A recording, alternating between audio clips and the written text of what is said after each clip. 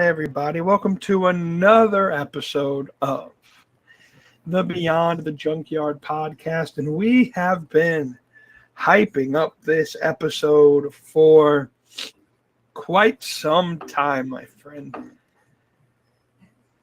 I am excited for this. How have you been on this wonderful Thursday in the month of March? Sir, we're doing well. We're doing fantabulous, if I say so myself. I hope everybody else is having a great Thursday night, March the 14th. Points north, south, east, and west, wherever you may be listening or watching from. Jamie, we're in the midst of springtime around here. We got warmer days ahead. College baseball and MLB baseball is starting back up, and we're getting close to March Madness. And oh, by the way, there is a thing called WrestleMania happening in a few weeks. But we'll get to that in a minute. How in the hell are you doing, sir? Well, my day didn't start off that great. Hey, listen, if you ever buy a Volkswagen, realize that you're going to have to do all the maintenance from a authorized Volkswagen dealer because apparently they make it so physically fucking impossible to get it done anywhere else. I spent $450 to replace a car battery today because German engineering. Anyways, other than that, it's been a great day. I'm still breathing, so I have nothing to complain about, I guess. In the grand.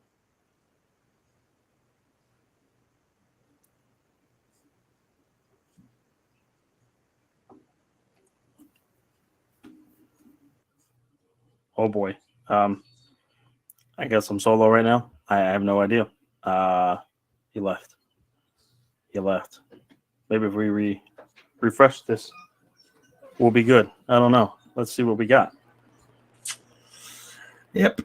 This is happening again. Sorry, guys. This happened again. I don't know what's going on. Jesus Christ, it's happening again. What the hell? 2 weeks ago. What are we doing here? I have no idea. It must be whatever happened on Hulu on the stream of Dynamite last night. Because, good God, that main event was torture. Anyways, let's get through some of these the housekeeping stuff. You posted a very scathing brief report on the Junkyard Media Group blog yesterday that we will get into here in the second part of the show. But everybody go to the Junkyard Media Group there. You can read that. You can listen to the audio form of the podcast of both this podcast and the Slapping Me Wrestling podcast.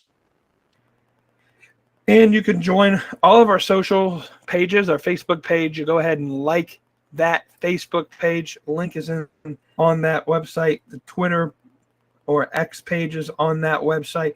And access to the Discord is on the junkyardmediagroup.com website. We want to add all of you into the Discord. That way we can have some fun conversations. If you're watching this live, blow the fuck out of the chat up. Blow it up. Whoa. Blow it up. Just blow it up. Break the YouTube server with the comments in the comment section. Maybe we will share you on the screen at some point in this episode. That's going to take a lot of power to blow up the YouTube feed. So let's not get ahead of ourselves. All right, here. Right. Yeah. I guess if you saw on social media today, I think there was this post, this graph. Let me pull it up. I want to talk about this before we get into your scathing review of WrestleMania. This is something that I just personally, when I woke up this morning, I just thought of it. AEW, nice new graphic, by the way. I love the new logo. It's much better than the old one that they had. Anyway, that's a side thing. Over the past several months, AEW has brought in Mercedes Moné, has brought in Deonna Purrazzo, has brought in Mariah May. That's just on the women's side. I didn't put all the men that they've added or all the men that WWE received, but WWE on hand, they've received Jade Cargill. And this is essentially some sort of maybe trade. Obviously, Mercedes Moné and Deonna Purrazzo formerly were with WWE at one point. Mariah May, I don't think she ever has been in the WWE, but she still counts, in my opinion, on this list. And obviously, Jade Cargill made basically all of her wrestling career in AEW because she hasn't really done anything in WWE. And I asked this question this morning: who wins this trade? I say AEW does. I want to get your thoughts on this real quick. I'll briefly talk about it, and then we'll get into WrestleMania.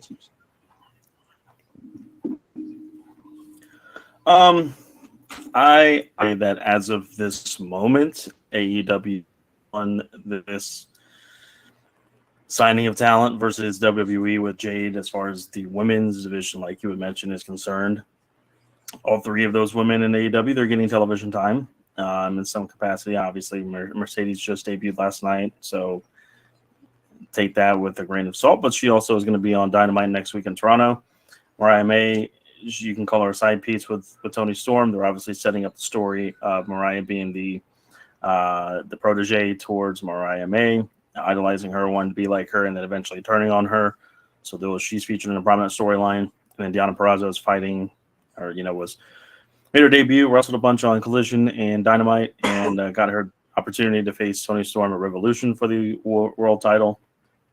And so she's been on TV quite a bit. So all three of those women have been featured prominently on AEW television, whereas Jade has only made 3 appearances, I believe, wrestled in 1 match in the 4 or 5 months she's been signed for. And from what we've been told, they have no creative plans for her going forward. And hard to defend that when she's not even NXT. I mean, at the very least, she should be in NXT running rampant through that division, and she's not. I understand the aspect of her mother, I believe, passed away late last year. That's understandable. But she did make her debut at the Royal Rumble, and that's been over a month and a half ago, and she hasn't been on TV since. So, that doesn't bode well for her.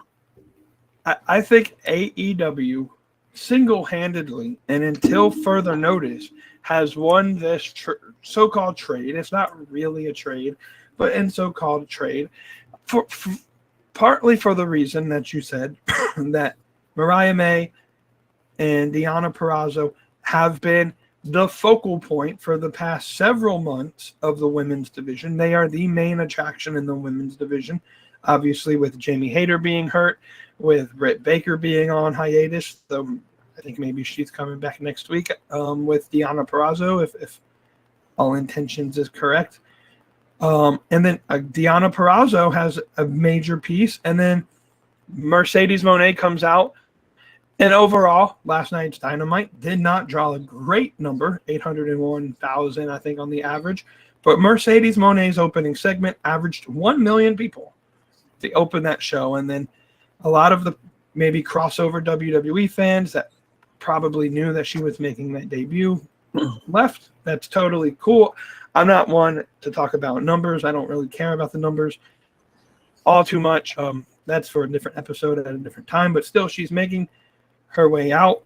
The CEO chant, I don't think that had ever been done before, and yet it sounded like they've done it 100 million times.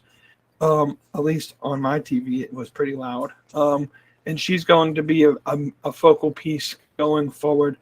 And then you have Jade Cargill on the WWE side, who the WWE marks will be like, well, yeah, well, she stepped up to Bianca, and she stepped up to this person, and she stepped up to that. She hasn't done anything. She just, stuck her nose in somebody's business, and then the next week it's done. She hasn't done anything.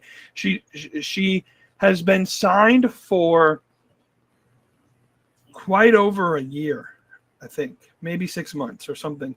It's been quite a while that she's been signed, and she's made one big appearance that she's wrestled a match in, and that's a Royal Rumble. She was, from the rumors in the dirt, she's supposed to be part of Elimination Chamber. She got pulled out of the Elimination Chamber for reasons of they don't have anything creatively for her. It's so perfect to just book her with Bianca or Tiffany or all of them, or make the 6-pack ladder match, a women's title match or something, a women's number one contenders match, instead of, we'll get to that in a minute, instead of what it is, and use her in that way to get her some exposure. At what point are we going to say that Jade Cargill was simply signed to WWE out of spite? Because she hasn't done anything to rationalize the signing. And so at this point going forward, until Jade Cargill does something, you can't say anything to me to change my mind that she's a bigger star than Mercedes Moné. She had that crowd busting out of their seats, chanting along to a chant that had not been done before. You have Mariah May, who, when she turns on Toni Storm, is going to be really well received, and she has a lot of international audience members who love her. She's not well known in the States, but in her home area of England and in Australia and in Japan, she is well loved.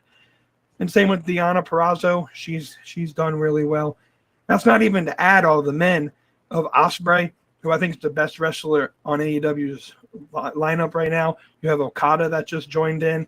The star power there in AEW is revolutionary, and that's why the revolution starts in AEW, and 2024 and 2025 is going to be a great year, I think, in AEW. But let's get to the main point. We're fast here in this show. We're going to jump from segment to segment here. We're not going to dilly-dally on certain topics. But it looks like the comments are blowing up. So let's check those first before we get to your point. And here we go. Here we go. Ready? Here we go. Here we go. Charlotte was the plan for her, and Charlotte got hurt. Here's my rebuttal to that. Wasn't the whole point that she was green, that she needed more training? Isn't that what NXT is supposed to be for, as a developmental territory where she's supposed to train and get better and hone her craft? And I get the point that he mentioned in the comments that you don't have her lose her first match. There's a whole women's roster on NXT, and you can bring in supplemental talent for her to go through, like Braun Breaker. Just have her run through the division. Or I don't understand. Or you replace that bullshit segment that we had this Monday, where we have Maxine Dupree doing Scotty 2 Thotty moves in the middle of the ring, and put Jade Cargill as the main focus on Monday Night Raw. Change the fucking plan. Charlotte got hurt. Injuries happen in wrestling. I don't think they were planning on Adam Cole getting hurt. They changed the fucking plan. Change plans. Make something. Use her, though. Don't just leave her sitting there and leave the fans waiting on her to do something. For as much as WWE fans love to bring up that WCW's out of business, they're using the WCW Time Warner model of just paying somebody to be at home.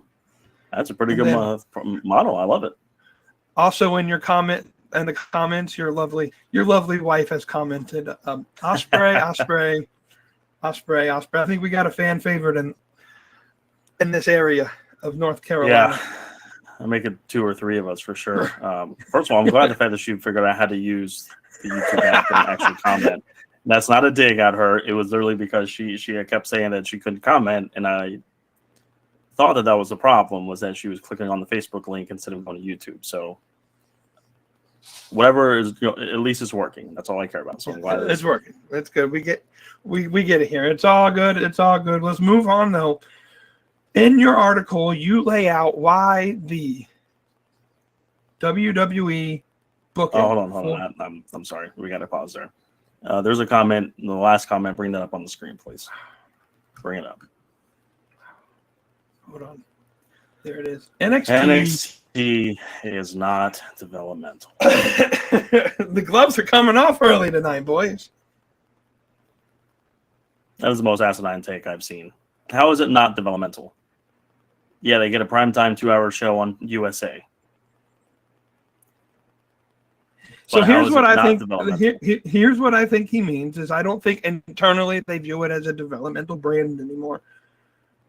Just but it's because you go to an arena every 2 months that fills up 4,000 seats for a PLE doesn't mean it's not developmental. They called it developmental back in 2016 and 17 when they were selling out Brooklyn for TakeOver Brooklyn with Sasha and Bailey in the main event. But they called it developmental because everybody got called up to the main roster. That's how it worked. Unless you're on a travel schedule every week, I don't see how you're not developmental, in my opinion. That's just me. there. Yeah, I mean that's the simple point of it. If it's Drew Raw and Smack numbers, I wouldn't call it developmental, but it is developmental. Correct. Prove it to me. I think NXT is developmental simply because the people that are newer in the game started in NXT, and then when they're ready, Tiffany Stratton started in NXT and had her run. Thea Hale started in NXT and had her run. When you're green straight out of the Performance Center, you go straight to NXT. You don't go straight to Raw or SmackDown, in my opinion. It's developmental because if the character doesn't work, then they give you something else in NXT. Look at Alexa Bliss. She went through 4 different characters before one clicked. But anyway, let's get going to the main topic. You wrote in your article on the Junkyard Media Group blog about the convoluted booking for WrestleMania 40. I want to give you the floor. I want to let you share all of your thoughts uninterrupted, and then I'll share where I pick up and where I agree, maybe disagree with you on this issue. The floor is yours. I appreciate that, host. I definitely appreciate that. They're Junkyard Jamie. And if there's any comments in the meantime, feel free to pull them up on the screen, and we'll make this a very fluid conversation as we go along with. Yes, I wanted to make this article as long as the Thank You Sing article because I knew that if that was the case, then we would still be reading it. But I tried to give as much of a detailed explanation as to either newcomers on the website or just people in general who may not be following the entire storyline that is taking place. The main storyline taking place as we lead into WrestleMania 40, kind of catching them up to speed. That's what I kind of did there. Title is All Roads Are Detoured.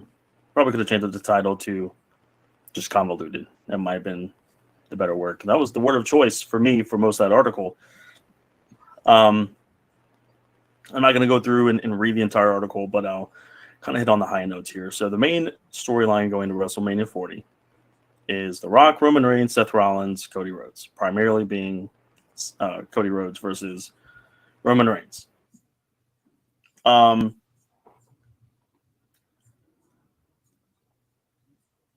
I have been one that has not been the biggest Cody fan, honestly, for a few years. Even when he was in AEW, I just wasn't the biggest fan of him. I appreciated the fact that he wanted to make a name for himself outside of WWE. He certainly did that. Cody started this promotion called AEW, and we got what we got. I didn't love the fact that he literally left in the middle of all that because stuff was not going right to leave for a big payday in WWE. I guess I shouldn't be mad at somebody trying to bettering themselves from a financial standpoint, but I just felt like that he made all these accusations and did all this crap talking all for nothing just to go back to the Fed. It's almost like somebody tucked their tail between their legs because they got a bigger paycheck. That's my opinion. I know everybody else has theirs, but that's just me. Nonetheless, we get to the Royal Rumble last year, 2023.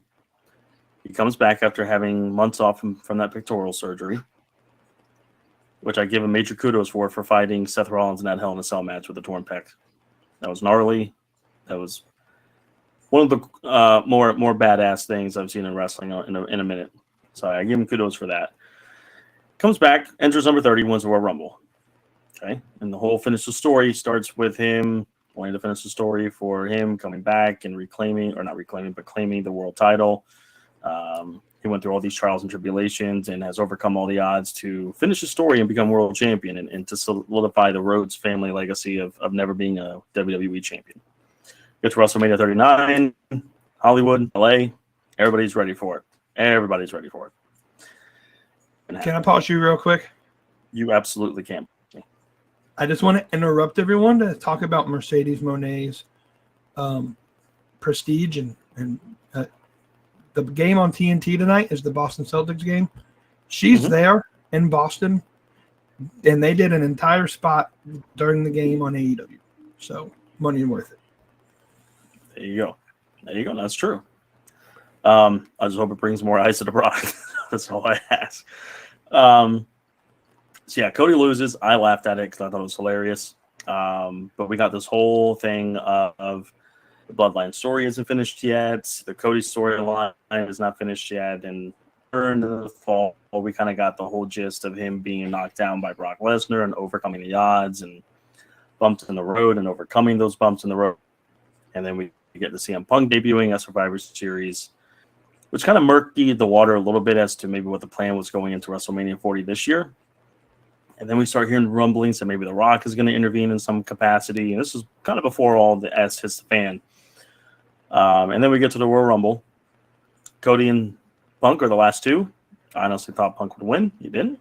Don't know if that was an audible because he got hurt or if that was the plan all along for Cody to win, unless Cody goes back-to-back. Points at Roman. He's going for Roman. I kind of figured that, and that makes sense. Whatever. Punk's hurt, so we're not going to get Punk versus Seth at WrestleMania. That kind of sucks, but it is what it is. Seth ends up being hurt, so that kind of convolutes the waters a little bit. But we'll get to that in a minute. 6 days later, on Friday Night SmackDown, after Cody Rhodes has called out Roman Reigns, the Royal Rumble winner gets the main event spot at WrestleMania. Cody looks at Roman in the eyes and says, I want everything from you. I'm going to take everything from you. I want that title. I'm going to break up your family. I'm going to make your life miserable.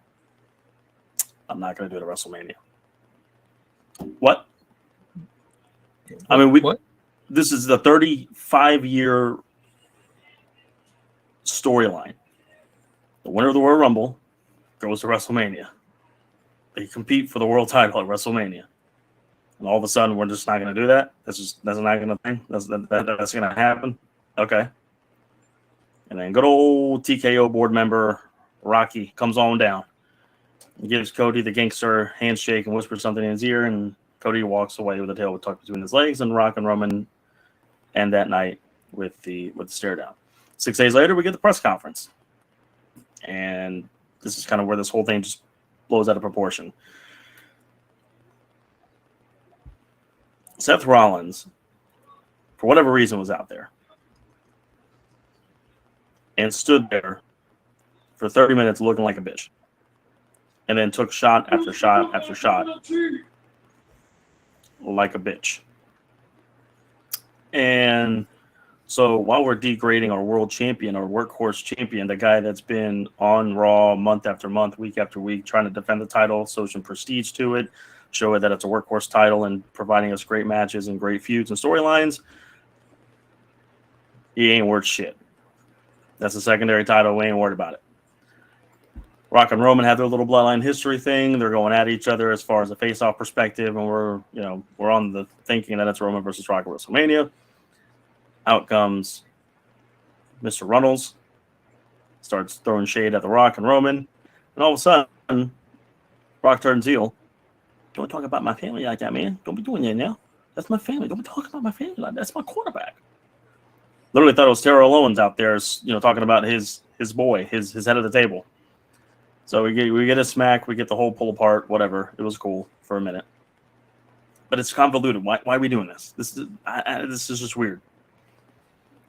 Week after week, month after month, we get this whole not month after month, week after week, we get this whole Rock, Roman, Cody, and Seth somewhere in the middle, and Drew McIntyre's having a fantastic run as a heel, throwing shade at Punk, throwing shade at Seth.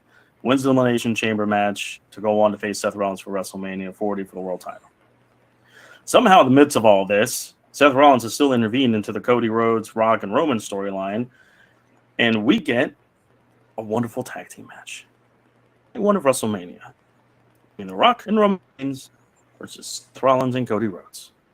With implications on the line, mind you. If Rock and Roman win, it's bloodline rules, anything goes. We can do whatever the hell we want. That's his family. I guess so. That's good. Listen, if he had acted as good as he did at the WrestleMania press conference, maybe The Rock would have better movies overall. Look. If Dominic Toretto shows up at this fucking WrestleMania, it would be the only reason it makes sense. Be the Fast and the Furious 11. Oh, that hurt. I need Vin Diesel to be out there ringside for that match.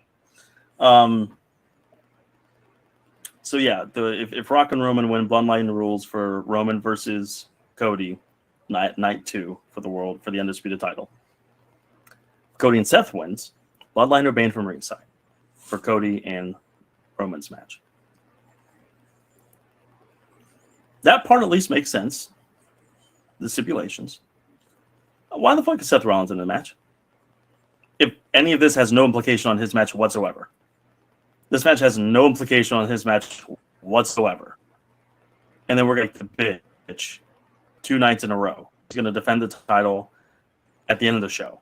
I don't know how they're going to make this work. Are they going to make that the opening match of night 1? Or are they going to make that the main event of night 1? And the world title match is going to be at night 2?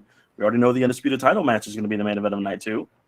So we're going to have a fudged up match card from top to bottom for one of these nights, which A, doesn't make sense. B, The Rock is a TKO board member. He's The Rock. He barely loses. He doesn't really lose. He ain't going to take the pin. I'll be damn shocked if he takes the pin. I may even throw in the bet that you and Randall had. I may lose that bet, but you know what? I may do it. The Rock ain't going to pin. We're not going to have the guy that hasn't lost a clean in 4 years lose before his biggest match the next night, Roman Reigns. He ain't taking the pin.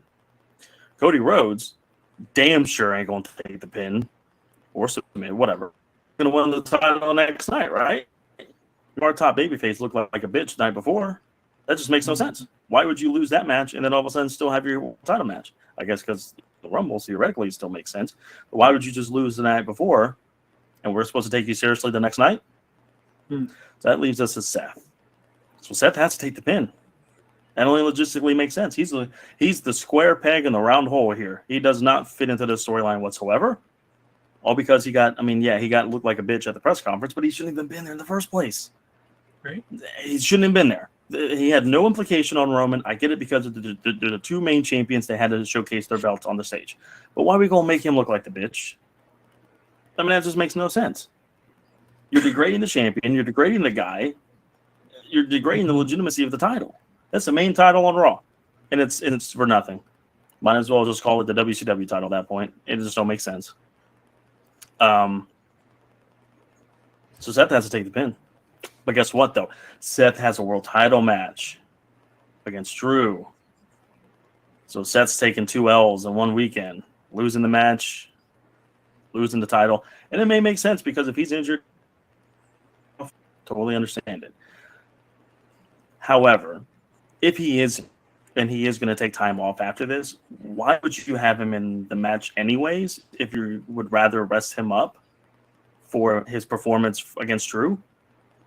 Unless we're just going to make it a squash match. I mean, this just does not make any sense at all. It just doesn't. Seth hasn't fought since what? The Rumble? The week before the Rumble? Mm-hmm. Month and a half, going on 2 months. And yeah, we're going to have him in 1 match. It's a tag match. He may not have to do the most of the work. He could probably have Cody do all the work. Seth gets beat up a little bit, takes the pin, whatever. But the legitimacy of this match and this storyline is just horrible.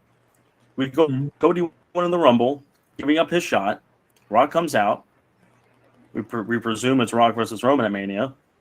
The week after, Cody's like, "No, just kidding. I want that shot. I want that shot. Can I have that shot? I'm gonna take that shot. That's mine." I was just kidding what I said on Friday. It didn't mean nothing. It was just for so Rock can come out and do his thing, because Vince had this whole thing, and now we're under scrutiny, and now we need we need a pop. We need energy. We need a mainstream guy to come in here and help this get back together. So that's why we got Rock. So I was just kidding what I said on Friday night. I want that title match back. Screw you, Rocky. Screw your family. Hey, don't talk about my family, Cody. I'll whoop your ass. Don't be doing that now. Even though I was just having beef with Roman a minute ago. We'll get to that in a minute. Don't be messing with my bloodline. Don't be messing with my family. The smack heard around the block. Yeah. And then we get Seth Rollins over there just, holding his unit that he doesn't get called another derogatory term. And yeah, we still get this tag match. That just makes no sense.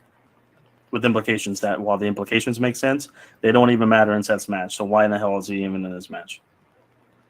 It's just all for the circumstance to have The Rock on the card and to help save the company face from the Vince McMahon crap. Which and to make things worse, and to make things worse, I don't think anybody has to take the pin in this match, because all the stipulation says is that if Rock and Roman win, then it's Bloodline rules. So all they need to do is have Drew McIntyre interfere, and it cost Rock the match. And Rock and Roman win by interference, and Bloodline rules on night 2. But it's too fucking predictable. Why would you have Drew in the match? Why would you have Drew interfere? But now he's in the Bloodline stuff. Here's the issue that I have with everything.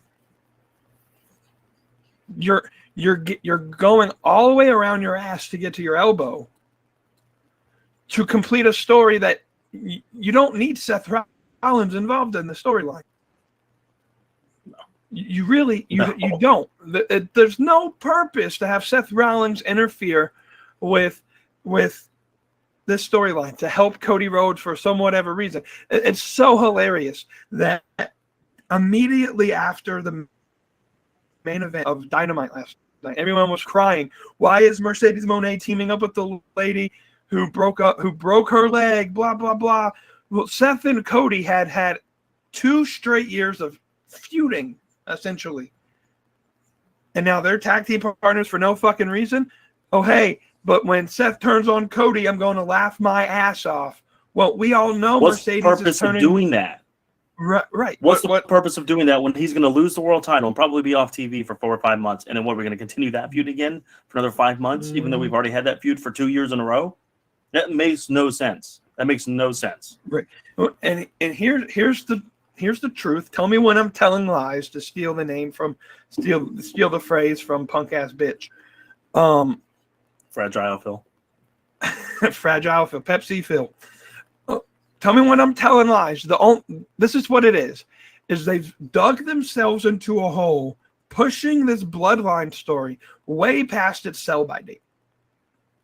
There's nothing else they can do that is different than what they've already done. It would make sense if, for whatever reason, Solo Sikoa plays the role of Rock and tagging with Roman, and you have The Rock and Cody tagging. That would make a hell of a lot more sense. But at this thing, Cody won the Royal Rumble. He has a singles match with Roman Reigns. You can continue the story after WrestleMania. I don't understand why you have to have a branched off and have 4 different stories connected to this main principle. It's so convoluted. You get a 2-hour show of SmackDown and 40-minute opening segments of the Bloodline every fucking week. Gets a little tiring.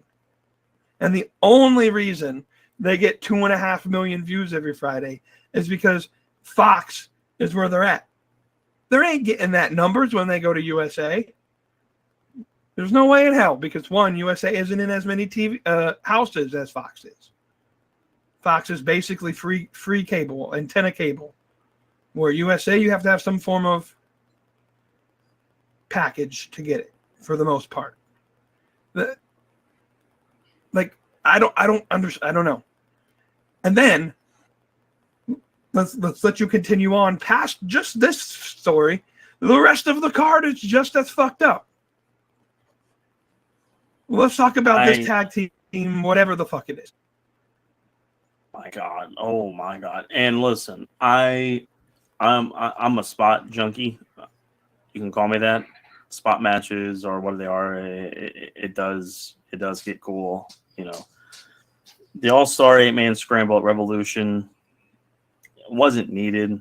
It didn't need to be there. It wasn't the greatest match in the world. It was a spot fest. It was what it was. It wasn't terrible, but it was a filler match. They didn't need to do that. This is going to be that times 10. Mm-hmm. Why in the hell do we need people for a tag team ladder match? And spare me we're splitting into titles. spare me. We can do that with 6. We can do that even with 4. More than likely, probably not. But you need to do it with 6 or 8. But you don't even have to have the match to split the titles. You could just have the GM say, hey, we're splitting the fucking titles. I mean, that seems pretty logistical, I think. And then you have 2 tag team matches at WrestleMania between 2 one for teams. The Raw, one for the SmackDown. 1 on each night. I think that makes perfect sense. But again, I mean, isn't that essentially what they did when Roman held both belts captive for 6 years? They just created another belt and unified Roman's belt into one. Do something like that for the tag division. You don't have to split the titles because 2 teams grab one team grabs the red belt and one team grabs the blue belt, and so now they're both tag team. It doesn't make sense. It's one fucking championship at this point. It doesn't make sense. We're going to get broken ladders, broken tables. I mean, it's just going to be a big spot fest. But I mean, that's just too many people. That is several botches, but it's WWE, so it's okay if they jump 20 feet off the air. But God forbid Darby Allin jumps from a ladder. It's the end of the world. But Ricochet is going to do a 1080 super dive off the 20-foot ladder onto some fucker, and there we go. You know, like. I mean, yeah, and listen, the match will be what it is. I'll still probably mark out at some spots because they're crazy spots. But listen, we don't need to do that with that many people. Mm-hmm. And I am not a fan of the 12-man tags in AEW either. So don't get me on the but the 12-man tags in AEW are fine. No, that's still too many people. Too much going on. We don't need the 12-man tags. We don't need the 10-man tag. We don't really need an 8-man tag. 6-man is it's even pushing the envelope. Straight up tag team matches are fine, but it just gets so congested when you got so many people like that and they're trying to get spots in and this and that. Right. There's going to be spots that get missed by the cameras because you can only focus on one thing that happens at a time. Now, if you're there live and you get to see it live, yeah, you can see all 18 spots that happen at the same time. But the people like us who are going to watch it on Peacock, we're going to miss something because there's too many people getting too many spots. And at the end of the day, this is just them saying, hey, we want to act like we care about tag team wrestling, but there's only really 1 or 2 good tag teams, and we're going to split the belts, and they'll both have the titles, and then the rest will be relegated to irrelevancy here in a couple weeks. Pretty much. And I mean, the whole bitching and complaining we're doing, more so me, I guess, if you really want to call it, is the fact that people will defend this whole storyline is baffling to me. The more so the Roman and the whole Cody and the whole Seth thing. I don't see how. And like I said in the article, I think this is the worst booking leading into a WrestleMania in history. 2016 was awful, but we had a number of injuries in that roster. Because of that, they had to make changes. Wasn't great, but you know what? They did it. They made the changes. A semi-decent build-up. You know what? We got some cool moments out of that. Zack Ryder won the IC title at 32. That was a cool spot. They forced Roman down our throats again, which was not a good spot. We got the whole Cena Rock and Shawn Michaels, I think, came out versus the Wyatt family and beat him in 6 seconds, which was whatever. But, I mean, whatever. You got to see it. Cena came out. They had to make do with what they had. And I applaud them for doing that. And they can definitely do this again this year. Just the build up for WrestleMania. And again, I understand that injuries happen with Punk and Charlotte and even Seth to a certain degree. I get that. I really do. But they happened early enough to where you could still make the changes and you have a 2-month period to where this can make sense. And not 1 ounce of it has made any sense to me. Maybe the Sami Zayn thing that's going to happen with facing Gunther for the IC title, that'll probably be fine. I could see Sami winning that, and that'll be a crowd favorite. That'd be a good moment. But even then, that's as far as it goes for me. That I just don't get. Io Sky and Bailey might be the best thing going into WrestleMania, and that's not a knock on them at all. That's totally fine. Right. I think that'll be a great match. I think it was a good storyline. They did that right with turning on Bailey, and Bailey became a face out of that, and that's phenomenal. It was great. That was great booking and storytelling. Really go from an ultimate heel to a really good baby face, and having Damage Control themselves basically turn on her. And I hope that we get the culmination of Bailey winning the title at WrestleMania. But you know what else kind of irritates me a little bit, and I'll be on the record and say that it pisses me off, because for the past, some people still do it. The EVPs of AEW, they just book themselves to win all this, that, and the other main event, everything. It's all friends wrestling. The Jacksons put Sting over, and yet night 1 of WrestleMania is going to have a TKO board member involved in the main event, and night 2 is going to have some form of that same TKO board member involved, not in the match, but he'll be there in some capacity, I'm sure. The Bloodline's going to main event both nights of WrestleMania. And it says, hey, Bailey, you have the best story leading into this, but don't worry, you'll be stuck in the mid-card somewhere. Hey, Becky and Rhea, you have a really fucking decent story leading up. But we care about our women's division. And we'll stick them somewhere in the mid-card. Hey, Gunther, you've had a very historic run matching Roman Reigns' historic run for the IC belt, and have actually defended it a hell of a lot more than Roman Reigns has, but don't worry, you'll be stuck somewhere opening the show. And then you have that 6-pack ladder match or whatever. There's 7 matches confirmed for WrestleMania over 2 nights. And so my question is why is this a 2-night WrestleMania? There's only 7 matches, and you're not going, unless you're going to create like very dumb, really poorly produced storyline matches to put somewhere in the middle of the show or on the pre-show. You're not getting many more matches to WrestleMania. We're less than a month away. So there's 7 matches. 23 days away from night 1. Right. So there's 7 matches on this card. The reason they split from night 1 to night 2 is, for the most part, because they used to have like 17 matches in a WrestleMania, or 12 or 13, and they wanted to split it up. And yet there's 7 matches this year. But both Bloodline segments are going at least an hour plus. So it's just like, what are we doing having essentially your entire company based around a 4-year-long storyline that I'm willing to bet 50% or more of the fan base is just about ready to end. Just end it. They're not interested anymore. And yet you're going to run this story as the main story of both nights of WrestleMania. No, hey, women, you've done great. You probably have the 2 best, most anticipated wrestling matches on the show. You don't get a women's main event on night 1. It probably should have been. You probably should have seen Bailey and Io main event night 1. But no, we're going to get Rock and Roman versus Cody and Seth for a match that didn't need to happen. They could have done this match on Friday night before WrestleMania. And it made more sense. Hey, Seth, hey, Roman, if you can beat Seth and Cody with The Rock as your tag team partner on Friday Night SmackDown before WrestleMania, then the entire show is Bloodline rules. And now you can affect Seth's match, and you can affect Cody's match, and you can fuck them both over. But no, we got to take up half the time of WrestleMania both nights for some dumbass reason.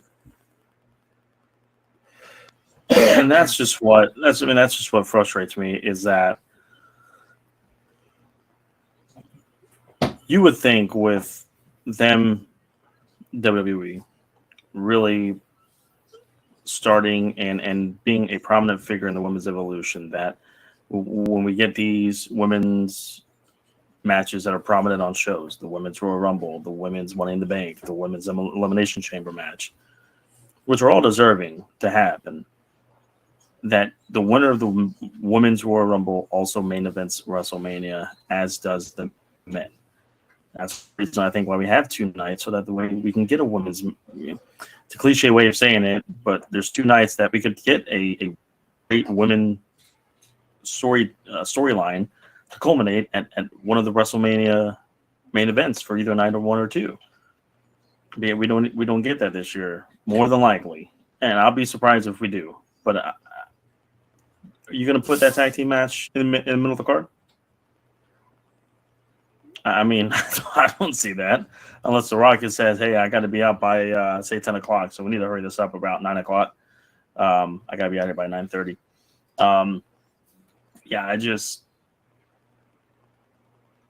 it's not to say that you can't do this one time, but the fact that you have 2 very thorough and good storylines leading into this show, and they're not going to get the credit for it because more than likely they're not going to get the credit for it because it's not in the spot that it deserves to be in is pretty pathetic. And I'm probably going to get killed for doing this, but you know what? Let's go down the rabbit hole. If AEW did this kind of thing, oh, absolutely. I was going to say it too. That would be talked about for weeks on social media of them being trash. And they did. In a way, they did because of the double storyline, and rightfully so. That storyline has been very underwhelming, especially after Wardlow's loss last night. It's been even more underwhelming. It doesn't make any sense to me, and it deserves to not be. It deserves the criticism for sure. But if this was a one worst gimmick of 2023, and one worst gimmick of 2023 for a reason, because it really failed to produce what it should have. And I feel like this is the same thing that we're going to get with this, is it's going to fail to produce the result that WWE thinks that they're going to get, which is, hey, we're going to turn Rock into this mega heel, but after WrestleMania, he has 2 movies he has to film. So he's going to be off the screen. So what's the point of turning Rock mega heel for nothing? Not only that, we're at a point in WWE now where we have longer matches, where we have storytelling in the ring, and we have workhorsemen carry the match. Cody and Seth are carrying this match. We're not going to see a workhorsemanship of Rock or Roman. There's no way that's happening. Rock can't carry the match. Roman can carry the match, but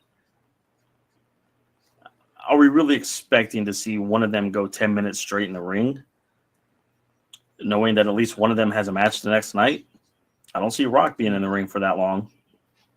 Maybe he can surprise me and be in there for 10, 15 minutes. But, I mean, you have the 2 workhorsemen on the opposite side of the ring that have been carrying the match. And, oh, by the way, both of them are in world title matches, if not one of them the same night, both of them the next night. According to Wikipedia, they're both night 2, which is asinine to have both title matches on night 2. Like, I'm sorry, this is common sense. Night 1 of WrestleMania should be for Raw or SmackDown, and night 2 of WrestleMania should be the opposite brand. So each brand gets equal coverage, equal amount of time. And they're not. It's not. That's not how they're building it. And like, it's just, if you're going to have a 2-night event, give each brand equality of the event. This is a SmackDown-centric pay-per-view. And it's supposed to be the biggest pay-per-view of the year, the night that everybody dreams about main eventing. And we're getting, essentially, night 1, the same match that we're going to get night 2. Because, like you said, Seth is prohibited in what he's going to be able to do, especially with him having a match the next day, the next night. He's probably going to open up the show. If I can see it the way that it's going to be. So he's not going to be doing a whole lot of stuff. Roman doesn't have that great of a moveset in and of itself. And The Rock, the last time I saw him try to run the ropes, he looked winded halfway through running it once. So he's not going to do anything spectacular. Certainly not what he's doing, what he did when he was in his prime. So what, you're going to ask Cody to do to carry the match himself. Cody, go 25 and then go another 30 the next night. You'll be fine. Right. It's not, I don't know. And then the fact that I'm getting the sense that Cody's going to lose all night too. Because he comes out there. What was it? Was it Monday? I think it was Monday that he came out there, and I swear to God, he verbatim. Remember the promo he cut in Charlotte when I think it was with Chris Jericho, when he was like, "Chris, I'm going to fight you for this belt, and if I lose, I'm never going to fight for this title again." And he loses. He's booking himself into the same corner with almost verbatim the same exact promo in WWE. And oh, my father, and I'm going to cry like a bitch. Like at this point, it's the same promo. You literally, I'm sorry, I got in trouble in the Discord for saying that it's copy and pasted, but it's legitimate copy and paste from the promo he cut in Charlotte. Like in Go back and watch the promo from November 6, 2019, AEW Dynamite in Charlotte, and then watch the promo that happened on Monday. It's not the exact thing. No, it's not the exact thing. They didn't have a sit-down interview, but it was Shivani and Cody, and it was Michael Cole and Cody. Literally the same promo regarding the things, about the same things. That's one thing that's another reason why I'm not just so big on Cody's, because it's just rinse and repeat. It's the same thing. How many times are we going to hear about the whole my father, my father, my father? I get it. I get it. I do. I get it. Mm-hmm. I don't see Randy Orton going out there every week blastering and boasting about his father, Bob Orton. He did that early in his run, and then ever since 2007, I don't think I've heard a lick of him saying anything about Bob Orton. Because what's the point of it? It's already been said 15,000 times. We get the point. Move on. And Randy Orton made a damn good career out of not having to worry about that. He made his own thing. Cody's run has literally been, and I really honestly since AEW, the whole my father, the whole my father, the whole my father. And what else do you got? What else you got? Right. Give me something. Give me something. I don't need this whole repeat cycle thing of that. And the sob story only works once. You got me in AEW when you did it. I was in that crowd live. I felt the emotion. You got me in AEW. You did it again. I'm not going to regurgitate the same feelings I had that night in the because it's rinse. And if Cody loses this match, next week? You might as well put him in Stardust gear because he's literally regurgitated to the mid card. He can't fight for the title again. What is he going to fight Seth or Drew for that the B title that you've fucking made seem trash? Like the name, the full title in the reign, at this point the women's tag belts are more prestigious than that belt. I mean, literally, they made that the big gold belt, like the big gold belt in WCW. They just made it absolutely worthless. So and they didn't have to have David Arquette win the belt. That's better than this storyline. at least it led to something. At least it promoted something. I mean, listen, that's giving credit to a Russo storyline. So I mean, hey, that's saying something right there. I mean, maybe that's what we need is a triple cage match at WrestleMania. Maybe that's what we need. Give me the triple cage match, and maybe we'll be better. with Judy Bagwell on a pole. Give me Michelle Rubio, or whatever her name is. Give me Michelle Rubio on a forklift. All day. Get a Brandy Rhodes on a pole match. There you go. Yeah, let's make it happen. Or in a shark cage or something. Sammy Guevara. Sponsored by C4 Energy. Oh, yeah, we can get Sean Spears up in there and do the C4 because, we're just copying AEW presentation, so might as well. At this point. Anyways, I think the rant is done here. Is there – do you want to spend a couple minutes talking about Dynamite last night or end the show that way? Well, we're here. Yeah, we can do that. I loved the beginning. This was big in Dynamite. I thought I thought the beginning of that show was great. Mercedes Moné comes out, gives her 10 or 15 minutes. They kind of gave her the CM Punk treatment. Like I said, the CEO chants and all of that was great. She got her time to say what she needed to say, and it was good. And then we immediately jump into really big action. And at one point in time, we get a match that involved what's his fucking name? I lost his name for a minute.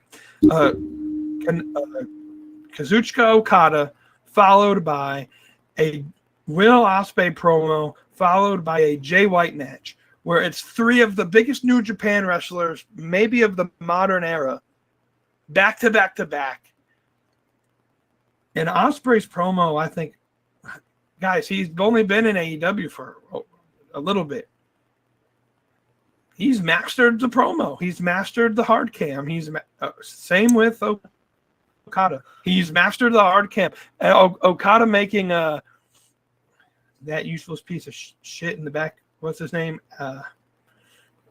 Alex Marvez. Marvez saying happy birthday to Matthew was great. Yeah, that was pretty good. I'm glad they cut that off halfway through, though. That was very well done. It was a great way to lead the commercial. It was good there. I think it kind of staled out, and you saw this if you looked at the quarterly numbers. The lowest segment of the night was the main event, but the numbers really started to peak off about the tail end of the Okada match, leading into the Jericho match, I think is what was next. And they picked up a little bit and then just plummeted in the main event. And I think part of that was due to the fact that anyone that had Hulu apparently didn't get to watch most of the main event, because good God, that main event was just disgustingly awful with whatever happened to my car last night when the battery died. They must have, the same thing happened to the production set, because I couldn't watch half that match. It was just static and silence and purple and yellow and green.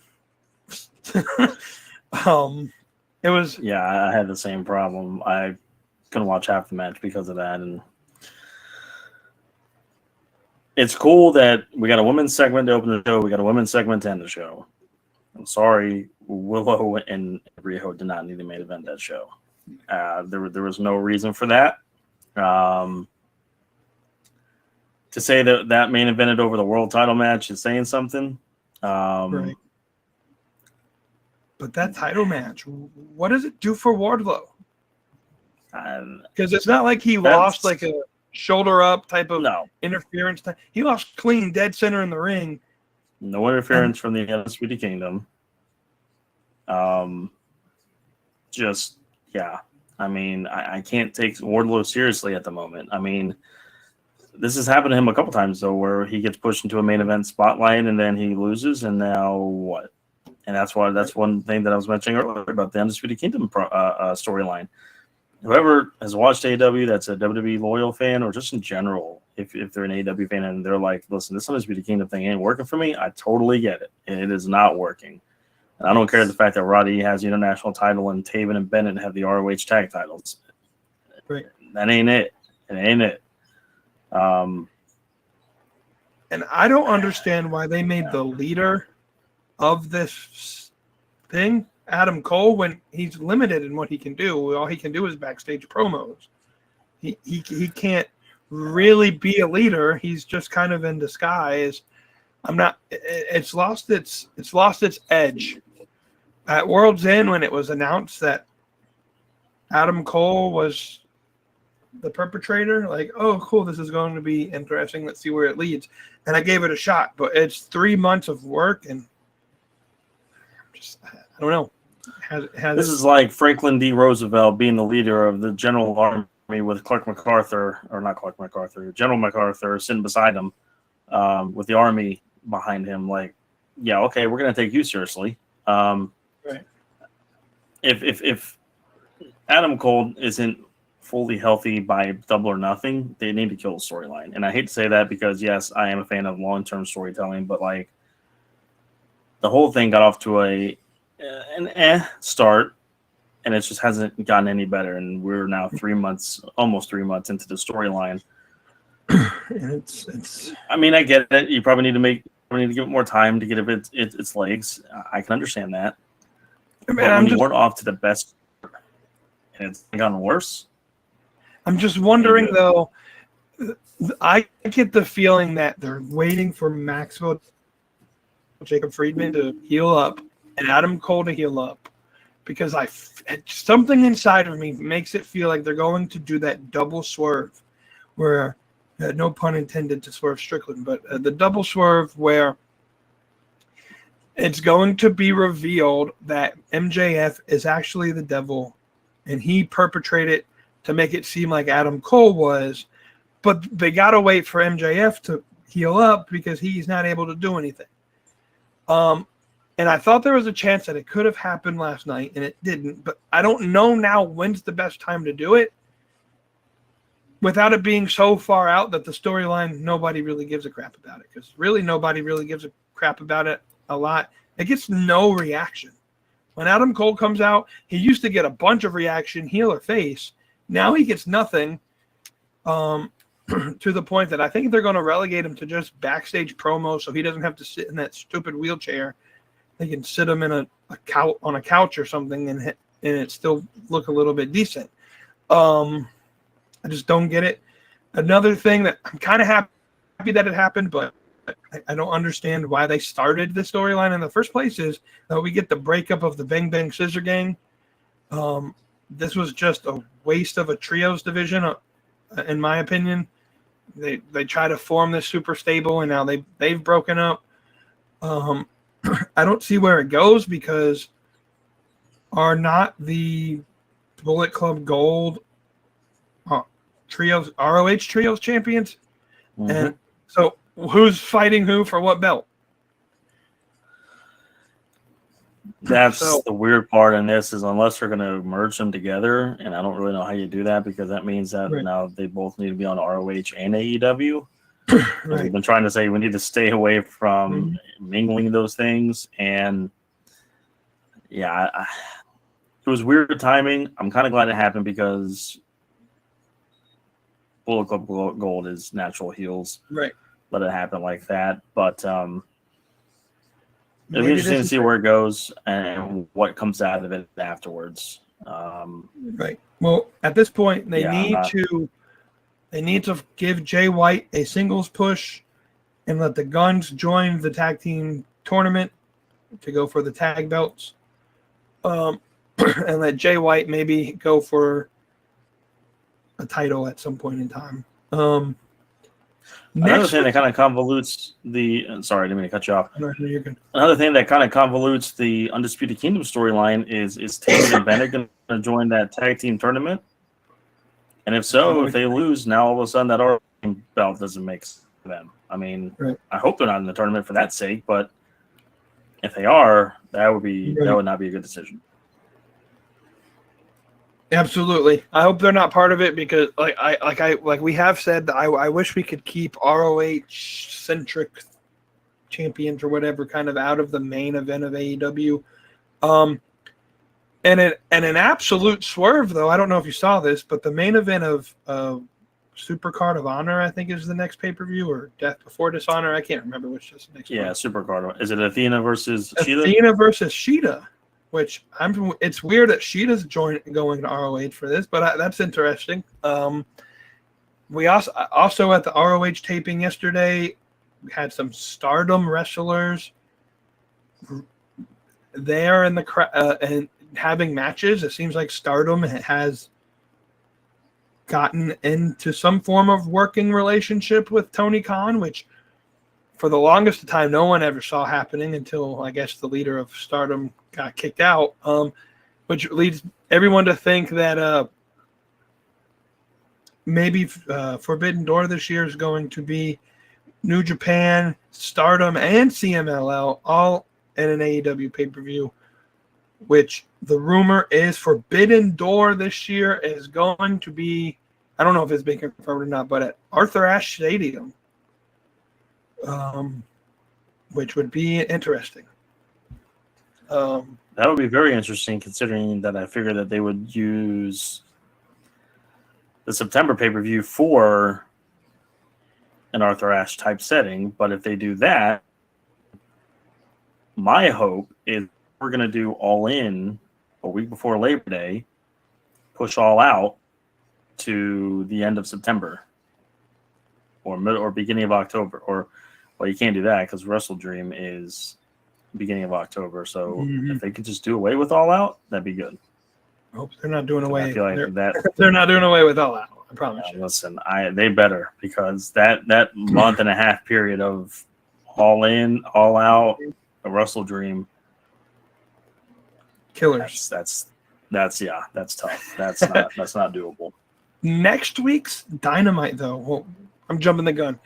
Friday on Rampage, Mariah May, we talked about her earlier, teaming up with Toni Storm against Deonna Purrazzo. And we talked about her earlier. Hey, it looks like the women at AEW side actually get screen time. But fighting with a partner of her choice, rumor has it might be Britt Baker. Is that happening on Rampage, or is that happening down the road? I thought Deonna tweeted that it's happening. I know there was a graphic that there was that Mariah May and Toni Storm would be in tag team action on Rampage. I know Deonna had her promo. I'm sorry, it's happening on Collision, I think. So I think Deonna said she's going to be watching. I think they're going to announce it for maybe Collision. For the Dynamite next week, or even the week after. For the Dynamite, like right. Yeah, so I jumped the gun there. But Toni Storm and Mariah May will be in action and tag team action, with the idea maybe that we get a hint at Collision on Saturday of who the Virtuosa's tag team partner will be. The rumor is Britt Baker.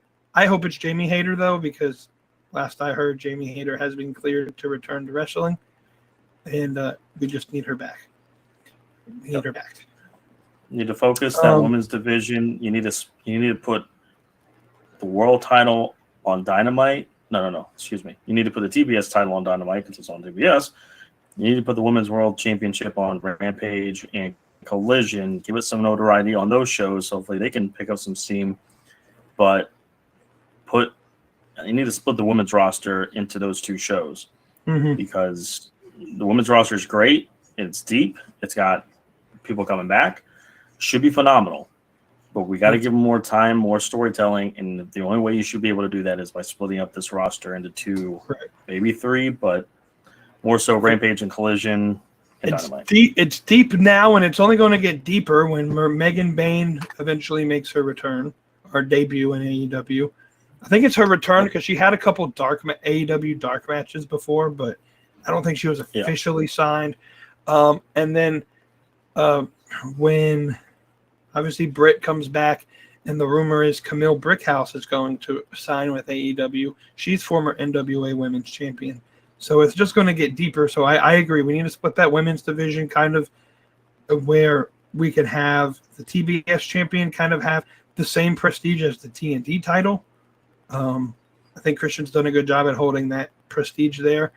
And I know you're against it, but I really am for it. We need a women's tag team belt. I know you don't want any more championships added into AEW, but I think it's really needed because of how deep the women's division is to have a women's tag belt. And I know WWE has given us all PTSD when it comes to the women's tag belt, but I think AEW would do so much better than WWE. You shaking your head in disdain is just telling me you do not agree with me. TNA started off the disdain for a women's tag belt, and then WWE just only enhanced it. So, next week on Dynamite, though, we get Christian Cage and Adam Copeland in an I Quit match. We get Okada Jericho and Eddie versus Kingston. Hook. Jericho versus Hook for the FTW. Okada versus Kingston for just the Continental Championship, right? Not the all three. Which is weird. I'm not real sure how I feel. Yeah, it's interesting because at that point, then what's the point of having the Continental Crown title or whatever? We'll see how that goes. I don't think Eddie loses, but we'll see. Kyle lose, right? Interference, maybe. It's gonna be weird. It's gonna be a fun show next week. Mercedes will be there. Ticket sales have really picked up some steam over the last few days, so hopefully we can get. This is the same arena that they were in Toronto last year, right? Coca-Cola venue or October 12th. Yeah, it was at Coca-Cola Coliseum, home of the Marlies. They had Dynamite there, and it was, I think, one of the first, if not the first, Dynamite in Canada, and they drew 7,500. The next night, they did a Rampage taping, and it did 5,500. I think right now we're at 4,800 tickets sold. So, and it seems like they've been selling about 100 tickets per day over the last 3 days. So if we can continue that trend and we can get about 6,000 in the building next week, I think that'd be really strong. 6,500 would be fantastic. I don't know if we'll get there, but if we can get to 6,000 next week, that'd be a really good showing. AEW needs to do a little bit better job with the marketing, but also the pricing strategies need to be adjusted a little bit with some of these shows. I saw a couple tweets that said that venue would have sold out if the pricing wasn't as egregious as it was. So, yeah, to start off, and now they're starting to go back on the pricing, and all of a sudden, of course, they're starting to fill up with it. So, take the hit on the gate, just get the people in the building, and let them see the good show, and then at that point, that'll help you for the next time they come back around because you've got a great product going. Absolutely. We also need more. Like I interrupted you with, we need more TNT promotion. I love the NBA allowing the game to show AEW graphics and things. They did that early on, and AEW seemed to pull its biggest numbers when they did that. NBA playoffs are getting ready to start. NHL playoffs are getting ready to start. This is the perfect time. March Madness, which TBS is a big player in March Madness, which probably means AEW, if Forsaken, there's a game on a Wednesday, we're probably going to get pushed to an earlier or later time slot. Or the next day or the right. And so, anyways, this is the time to just promote AEW on the Turner networks. Because there's going to be a lot of eyes on the Turner networks watching sporting events. With that being said, anything else that you want to mention before we close up tonight, my friend? I think. Or are you putting the gloves back on? I think the gloves might come back on. I took them off. Did a little bare knuckle fighting there, but I believe the gloves will come back on for the time being. I think that's all I got for now. But yeah, should be interesting not only next week in wrestling and AEW, but also just in general. And a little bit of WrestleMania season. I hope WWE can prove me wrong and make the storyline somehow work, or just make it a good enough showing at WrestleMania to where I can come back on here. You know what? Wasn't as bad as I thought it was. Yeah, but we'll see. I would love it if we could come back the Thursday after WrestleMania and point back to this episode and say, "Hey, you know all of that shit we talked? Yeah, we'll take it back." I don't think they're going to do that though. As for this show, link on the bottom here, junkyardmediagroup.com. Go there, check out all of the blog posts that have been posted. I was planning on getting something up there this afternoon, but we had some unfortunate events dealing with a vehicle that's of German model. I don't know if I can stand German cars at this moment in time. But I think the article I was going to get up, I'll get up sometime this weekend. And I want to talk about Mercedes Moné a little bit and what I think she brings to the table. That'll get posted here soon. You got the audio version of this podcast and the Slapping Me Wrestling podcast posted in the podcast tab there on the website. And then all of our social media links are posted down on the bottom of the website. But you got to go to junkyardmediagroup.com to get all of that. And I got one final question for the audience, and you can respond in the comments. And this is a question I asked you. Should we create, beyond the Junkyard podcast, merchandise let us know, and maybe that's something we can get for you in the near future. But I left one thing out because we're gonna close the show with it. The service that we stream this on has added a couple new features that I just noticed 5 minutes before going live. So I didn't have time to create an outro because I didn't realize we could create an outro until about 5 minutes before we went live. So we're going to use my rap talking about our partnership with WWE Shop. Look, we talked a lot of shit about WWE, but they sponsor us. They partner with us. You got to get your WWE merchandise at the link in the description and help out this podcast. You're helping us out. You don't have to help WWE out, but help us out by getting your WWE merch. And so that's going to be our outro. And then going forward into next week and beyond, there'll be an actual outro that I'll create. But until next time, we've gone a little longer than I had intentioned, but that's okay. This is the Beyond the Junkyard podcast. My name is Junkyard James. That's K-Dog, and we will see you next week. Have a good night, everybody.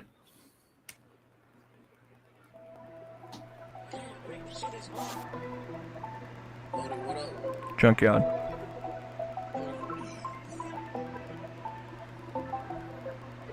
As we head to WrestleMania season, that's a reason to fill your shopping carts with all the merch you be needing. Maybe you screaming, yeah, for the Man LA Knight. Or maybe your fingers up repping Tribal Chief all night. Or maybe you finished the story, maybe gory, rocking Cody Rhodes t-shirts in your Snapchat story. Get your favorite wrestlers merch all up on the internet. All the t-shirts, championship titles at your fingertips. All you have to do is hit the link in the description. I can't forget to mention CM Punk can't be missing. Or else he may throw hands and make me feel for my life. Buy your shirt up in the shop and wear it proudly all the time. Thanks to WWE Shop for partnering with your boys. Click the link right now and fill your carts with even more. Yeah.